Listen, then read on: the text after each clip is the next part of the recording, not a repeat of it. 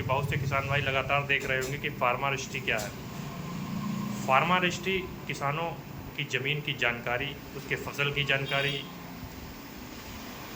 और फार्मर से जितनी भी किसान भाइयों से जो जुड़ी जानकारी है वो सबका रिकॉर्ड अब किसान अपने सरकारी दस्तावेज में पंजीकृत करेगी।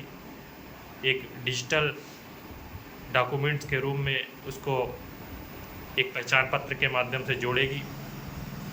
जो किसान भाई अभी तक urea, DAP, SSP, potash purchase कर रहे थे और उसकी सब्सिडी का लाभ डायरेक्ट कंपनियां के अकाउंट में जाता था, अब वो ना कर सीधे फार्मर के अकाउंट में कर दिया गया है। यूरिया जो अभी तक 270 में परचेस करते थे उसकी राष्ट्रीय जो एमआरपी है वो 2000 के ऊपर है और डीएपी की 3000 के ऊपर है, जिसकी सब्सिडी कट कर फार्मर को वितरित की जाती थी। अब आप साधारण तरीके समझते हैं कि फार्मा रजिस्ट्री को करना कैसे है और इसका लाभ सरकार आपको क्या देगी, तो वीडियो को अंत तक बने रहिए। सारी जानकारी इस वीडियो के माध्यम से मिलेगी। तो इसकी जानकारी में किसान जब फार्मा रजिस्ट्री कराने जाएगा तो अपना आधार कार्ड, खसरा खतौनी, बैंक की पासबुक को ले जाना अनिवार्य है। इसके जो फ़ायदे आपको मिलेंगे वो गवर्नमेंट आपको डायरेक्ट सब्सिडी देगी,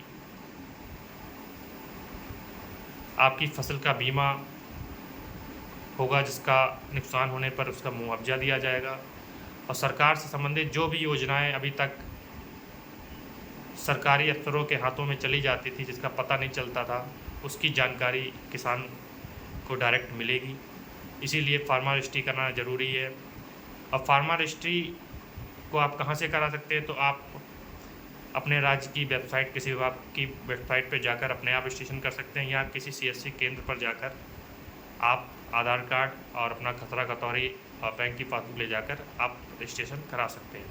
रजिस्ट्रेशन करना अनिवार्य है क्योंकि अब जो भी किसान भाई यूरिया, डीएपी परचेस करेगा, चाहे दुकानें हो, चाहे सोसाइटियाँ हो, चाहे प्राइवेट, चाहे गवर्नमेंट सेक्टर हो, आपकी पहचान पत्र के फार्मा रजिस्ट्री के आधार पर ही जितनी भूमि है उतनी ही यूरिया वितरित की जाएगी, डीएपी वितरित की जाएगी।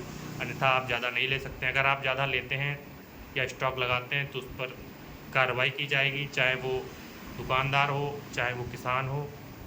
और उसकी पूछताछ, जैसे अब जीएसटी पे लोग धोखाधड़ी से घपला करते थे और उसकी पूछताछ की जाती है, वैसे ही आप लोगों की पूछताछ की जाएगी। तो यूरिया का उतना ही प्रयोग ले जितना भूमि है। हाँ, एक सबसे अच्छी और ज़्यादा प्रॉब्लम आ रही थी, जो किसान भाई पटके पे ज़मीन को लीज पे लेके कहते हैं उनको यूरिया कैसे वितरित होगी, तो सरकार ने उनके लिए भी कुछ ना कुछ प्रावधान किया है और जो भूमि का मालिक है वो अपनी फार्मा रजिस्ट्री पर अपने पहचान पत्र पर यूरिया उसको मुहैया करा सकता है, वितरित करा सकता है, या उसकी क्राइटेरिया के हिसाब से उसको भी फार्मा रजिस्ट्रेशन के हिसाब से उसको भी यूरिया कुछ वितरित गवर्नमेंट कर सकती है। ज़्यादा यूरिया के लिए उसको फार्मा रजिस्ट्री किसान की जो भूमि है, मालिक है, उसको लाना पड़ेगा, उसको कहना पड़ेगा कि ये हमारी ज़मीन करते हैं, तो वो यूरिया वहाँ से परचेस कर सकता है।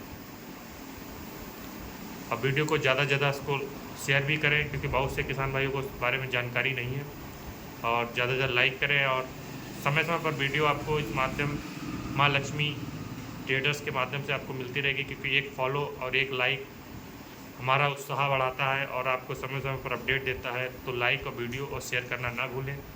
इसी तरीके से my YouTube channel Satyam agri tech पर भी जाकर आप खेतीबाड़ी से संबंधित किसी भी प्रकार की जानकारी ले सकते हैं, उस पर भी वीडियो मैं डालता रहता हूँ।